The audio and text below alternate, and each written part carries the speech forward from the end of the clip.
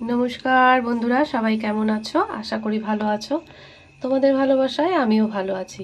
আজকে একটা কচুরলতি রেসিপি নিয়ে চলে এসেছি তোমাদের সামনে।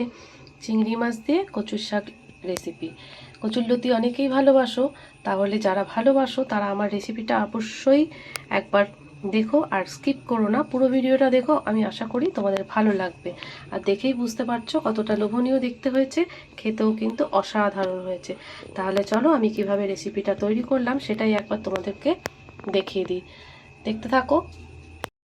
বাজারে গিয়েছিলাম, বাজার থেকে সব কিছুই ভালো লাগে কিনতে, কিন্তু আমি গেলে একটু কচুর শাক, কচুরলতি এগুলো একটু খুঁজি, কেন এই টাইমে কচুর শাক আর কচুরলতিটা কিন্তু ভীষণ পরিমাণে বেশ বাজারে ওঠে।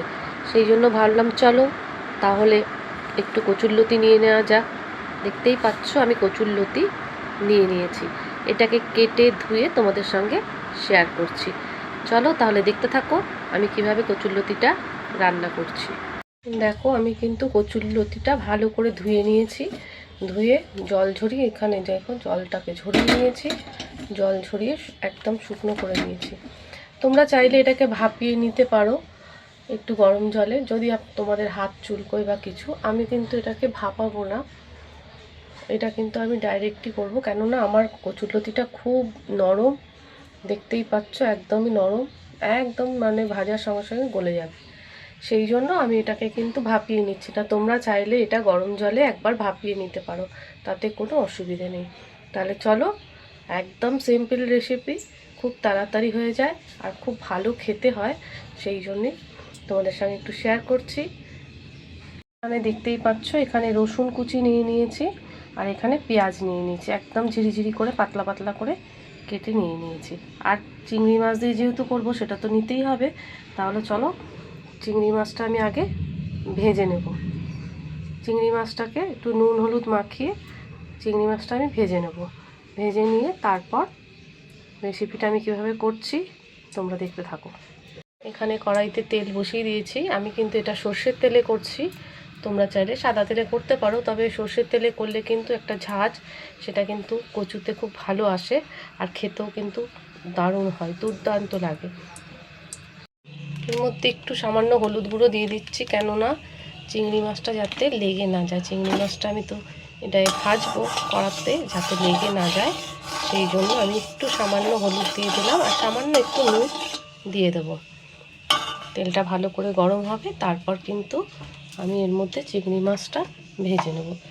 তাহলে চলো চিংড়ি মাছটা ভেজে তারপর এসে তোমাদের সঙ্গে দেখাচ্ছি।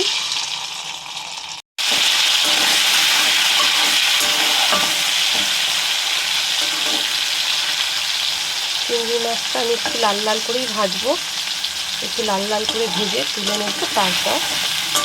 তারপর আমি স্টেপ বাই স্টেপ কীভাবে করছি, তোমরা কীভাবে করলে মনে হয় তোমাদের ভালো লাগবে। খুব সিম্পল আর খুবই সুন্দর একটা রেসিপি। আর এই বর্ষাকালে তো কচুর শাক, কচুরলতি, কচুর ফুল সব কিছুই বাজারে ভালোই ওঠে, আর এগুলো এই টাইমেই বেশিরভাগ সময় বেশি পাওয়া যায়। অন্য সময় পাওয়া যেতে পারে খুব কম, কিন্তু আমি তো বর্ষাকালেই বেশি দেখি, সেই জন্য রেসিপিগুলো তোমার সঙ্গে শেয়ার করছি। তোমাদের যদি ভালো লাগে তাহলে লাইক শেয়ার কমেন্ট করতে ভুলো না। দেখতেই পাচ্ছ লাল লাল করে কিন্তু আমি চিংড়ি মাছটা ভেজে নিয়েছি। চিংড়ি মাছটা ভেজে এখন রেখে দেবো। এবার আমি কড়াইতে একটু কালো জিরে দিয়ে দেবো। আমি কিন্তু ওই তেলটাতেই করবো, যেই তেলটায় মাছ ভেজেছি ওই তেলটা। আর এখানে দেখো কালো জিরে নিয়ে নিয়েছি, আমি কালো জিরেটা দিয়ে দিলাম। কালো জিরেটা এখানে ফোড়ন দিয়ে দিলাম।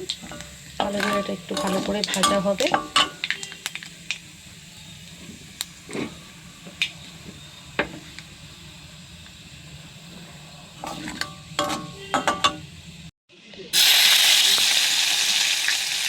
রসুনটা আমি দিয়ে দিলাম।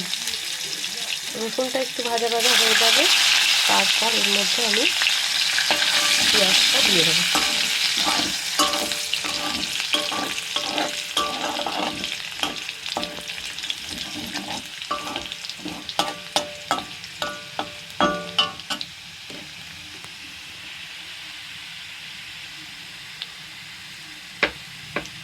রসুনটা ভাজা হয়ে গেছে, এর মধ্যে পেঁয়াজটা দিয়ে দিলাম।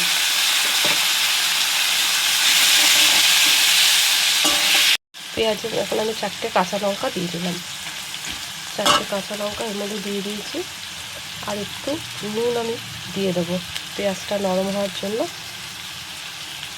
ছোটো চামচে করে নুনটা দিয়ে দিলাম। নুনটা দেওয়ার পর পেঁয়াজটা একটু নরম হবে।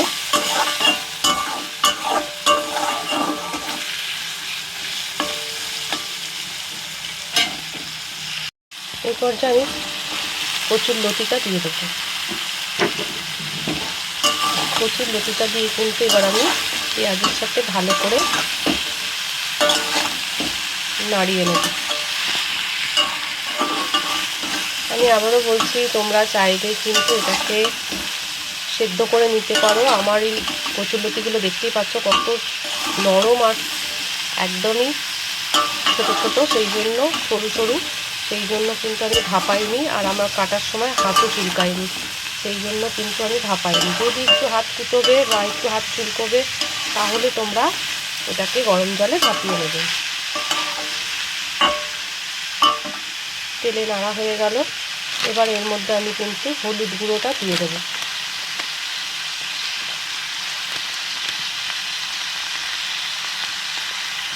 এক চামচ, বড় চামচের 1 চামচের মতো হলুদ গুঁড়ো দিয়ে দিলাম। দিয়ে একটু আবারও নেড়ে নেব। আর কচুর শাক থেকে কিন্তু জল বেরোবে, সেই জন্য আমি সব কিছু মশলা দিয়ে ভেজে আমি একটু চাপা দিয়ে দেব।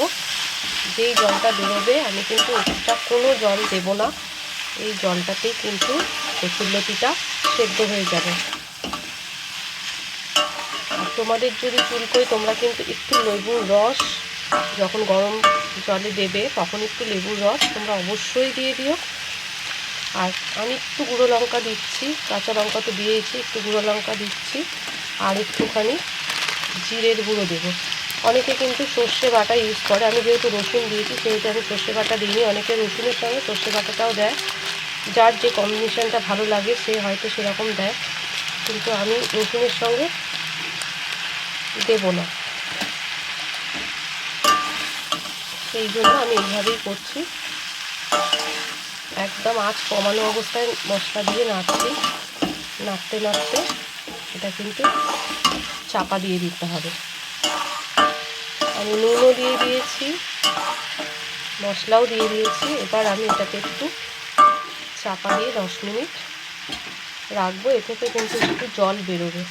তাহলে চলো এটা ঢাকা দিয়ে 10 মিনিট রেখে দিচ্ছি। 10 মিনিট পর এসে আমি দেখছি কীরকম হলো। এটা একটু খুলবো, খুলে দেখছি। দেখতেই পাচ্ছ কত সুন্দর একদম। এটা যদি আমি সেদ্ধ করতাম না এরকম থাকতো না, একদম গলে যেত।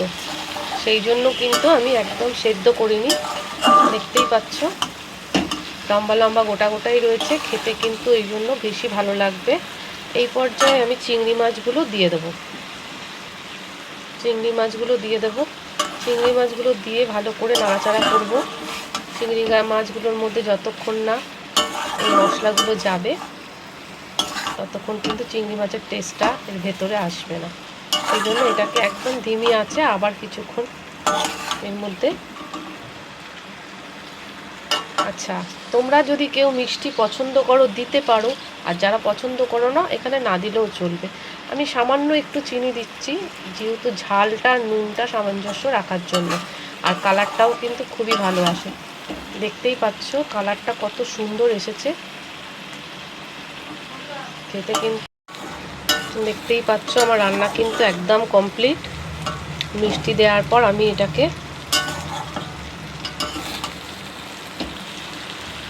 দেখতেই পাচ্ছ গোটা গোটা আছে, একদম ভেঙে গায়ে গায়ে লেগে যায়নি। কচুরলতি যেরকম সেরকমই, টেস্টটা অপূর্ব হয়েছিল, মানে তোমাদের কি বলবো। আমি একটু চেখে দেখে নিয়েছিলাম। এইভাবে করলে কিন্তু তোমরা কচুরলতিটা এরকম গোটা গোটাই পাবে, আর খেতে কিন্তু অসাধারণ হয়, খুবই ভালো লাগে। আর একটু কিন্তু আমার গলা চুলকোয়নি বা কিছু না। অনেকে বলে যে কচু খেলে গলা চুলকোয়, কিন্তু না। তাহলে ভিডিওটা আমি এখানেই শেষ করছি। ভিডিওটা যদি তোমাদের ভালো লেগে থাকে তাহলে অবশ্যই একটা লাইক, কমেন্ট, শেয়ার করে দেবে। আর নতুন নতুন ভিডিও পাওয়ার জন্য যারা নতুন বন্ধু, যারা আমার চ্যানেলটা এখনও সাবস্ক্রাইব করোনি তারা অবশ্যই সাবস্ক্রাইব করবে। আর নতুন নতুন ভিডিও পাওয়ার জন্য তোমরা কিন্তু বেল আইকনটাকে অবশ্যই অল করে রাখবে। তাহলে ভিডিওটা আমি এখানেই শেষ করছি। সবাই ভালো থেকো, সুস্থ থেকো, অনেক অনেক ভালোবাসা এতক্ষণ ধৈর্য ধরে আমার ভিডিওটা দেখার জন্য।